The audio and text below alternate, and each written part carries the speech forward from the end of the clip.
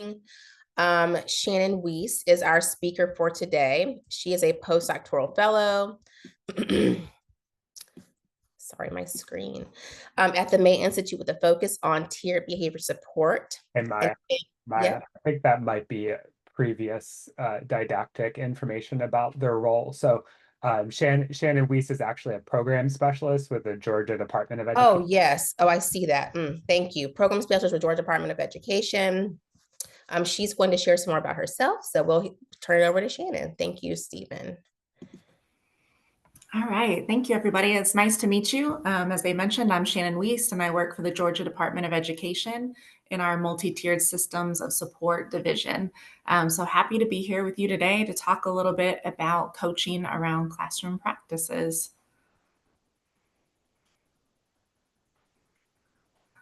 So today, overall, our objectives are to create professional learning delivery plan using your BASC asynchronous modules, your slide decks, and coaching guides. But the majority of the time that we're going to spend together is about developing a coaching plan to support your staff. As you start to look at your data, what are some things that you can do to help move this work along? So that's where we're going to spend the majority of our time today. So Crystal had let me know that this is a process that you all are familiar with, and we use this in Georgia as well when we're talking about implementing any practice as it relates to behavior support. But really, these coaching functions can be used to install anything you do in a school. If you want to ensure that it is handled in a proper way, that you're measuring its effectiveness, all of those things, we want to first assess the knowledge and implementation levels of our staff. Once we take a look at that, then we can set goals, we can provide coaching supports, create communication plans to make sure everybody's on the same page, and then create a system that we're going to prompt our staff to ensure that these practices are happening. So I was very excited to hear that you did your classroom practices inventory and that you have some data associated with that. So hopefully you have access to that. I'll give you just a second to get that pulled up if you need a minute to do so. Some of this may already be fresh in your mind, depending on how recently you've looked at this data. I'm going to give you just a second to get that pulled up because we're going to talk specifically through some of your data points.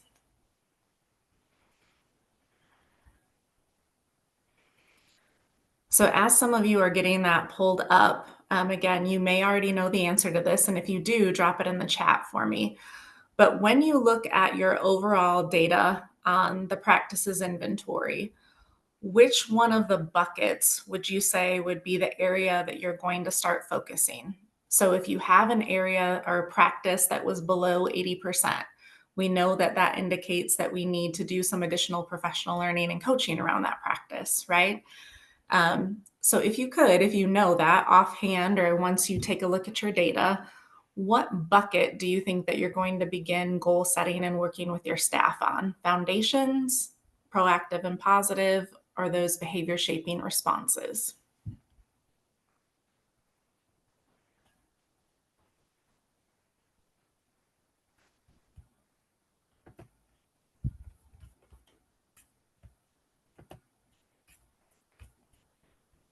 All right, I see proactive and positive. So it sounds like in your situation, your foundations are probably solid, which is great.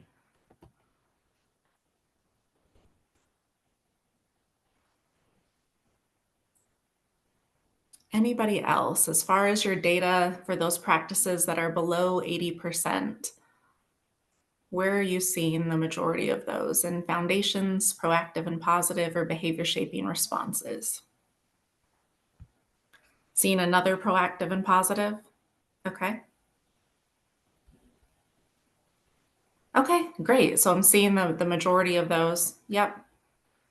For this time of the year, proactive and positive are impactful, but we definitely want to have a plan for foundations for the start of the year. Absolutely.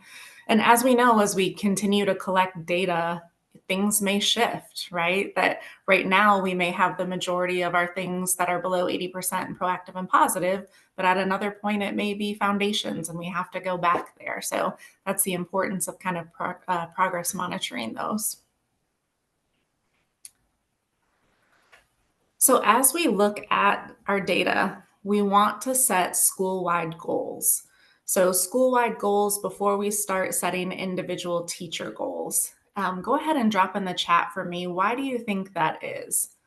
Why would we want to start with school-wide goals before we start with individual teacher goals on the practices inventory? And you can come off mute too if that's easier. Either come off mute or in the chat. Why would we want to focus on a school-wide goal?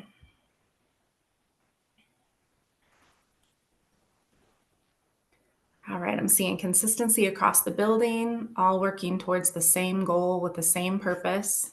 Yep. Consistency. All right, wonderful. So yes, absolutely. Consistency, all working on the same goal.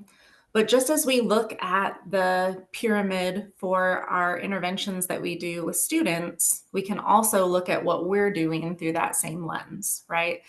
So as an example, the pyramids that we have here is an example of like a snapshot of reading data at fall and winter.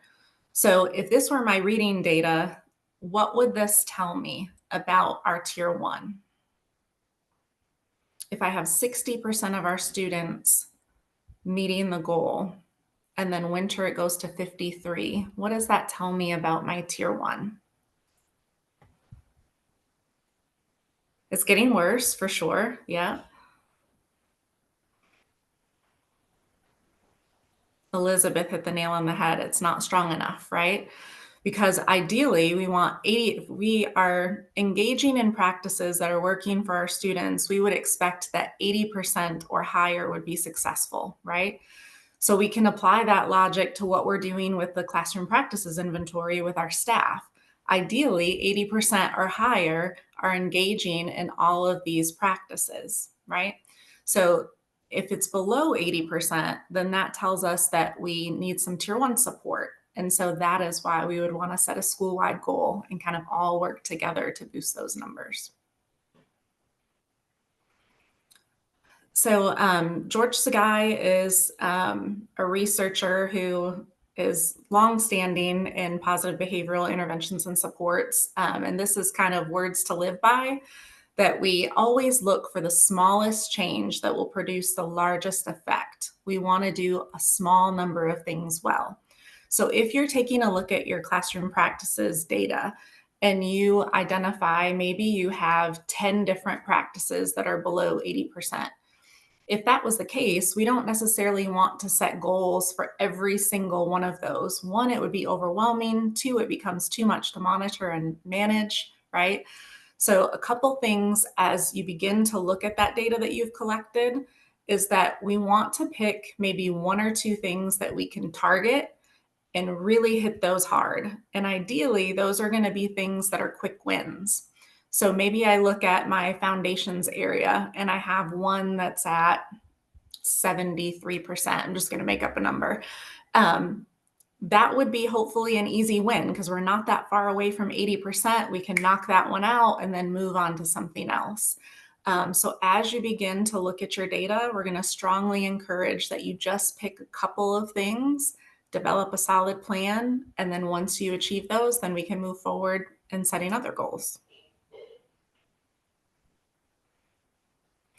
So let's take a look at those practices a little bit more in depth. So you can see there, they're divided into their different buckets of practices that are on your inventory. So go ahead and you can flip to the next slide. But as you look at those individual practices in your data, and again, hopefully you have that up, we want to look at those practices that are perhaps close to that 80%, and also what practices would take the lowest level of effort. So maybe we would only need to do something very small, we think, to kick that number up a notch. So I'm going to give you a minute to kind of look at your data. And as you look at that, before we talked about the different buckets, now I want you to look at those individual practices. So take a look at your data and then drop in the chat the one practice that you would recommend your team focus on to get started.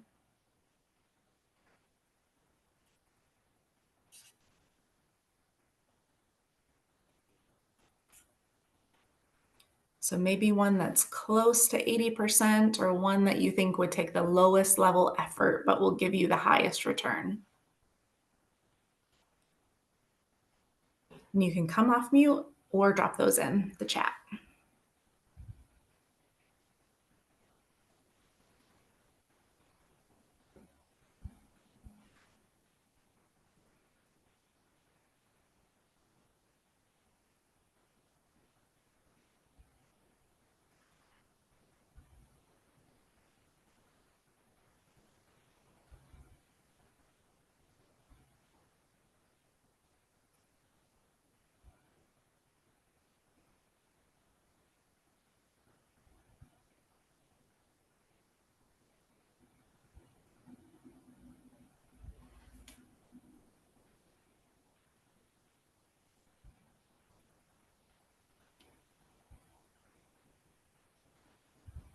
So just, you can go ahead and pick like whatever one that you think is close to 80%, like I said, or the one that is the lowest effort, but will give you the highest return. So it's an individual practice.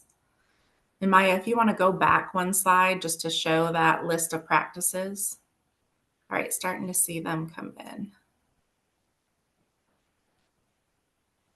All right, so procedures and structures, Amy said would be one for them. Stephen said, thinking about reflecting on foundations, the relationship element on likes and dislikes about every student seems like one I will bring back to a school team just to move the needle on. Yeah. Visuals are current and relevant. Traffic patterns or visuals displayed. Yeah, Julie, that seems like that could definitely be a quick win. Jason said procedures and structure. I'd give you just another minute as you're looking at your data just to think about what are those practices that are showing up in your data that are close to 80% or those that you think you could quickly move the needle on.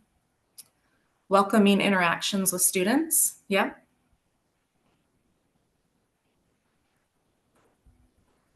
And so I think the next time that you all meet, Crystal, you can correct me if I'm wrong, but I think you're going to dive even deeper into kind of goal setting and just how you're going to progress monitor those goals.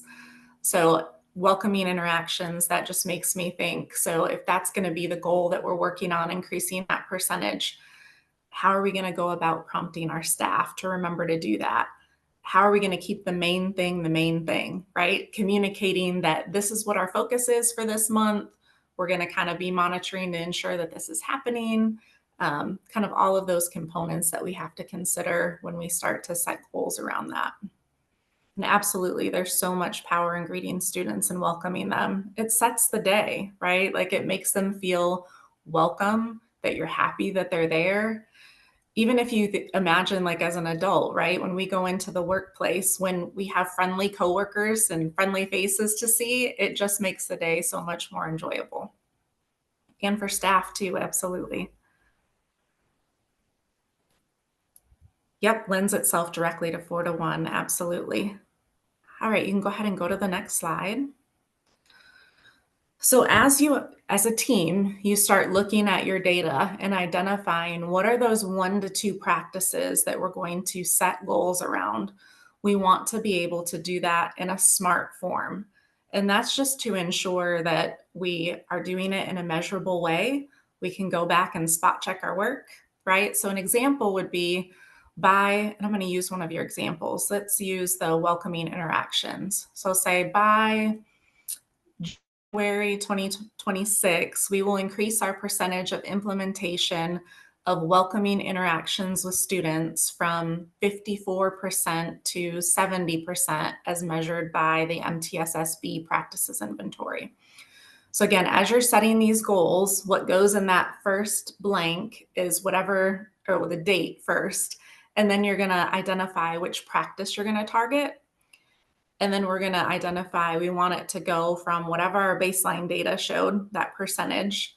And then what's a reasonable goal, right? Because let's say one of the practices that we're targeting, our percentage is 36%. We probably don't want to say that in a month we're going to be at 80, right? I mean, that would be great if we could, but we want to make sure that it feels reasonable and doable so that we're setting everybody up for success.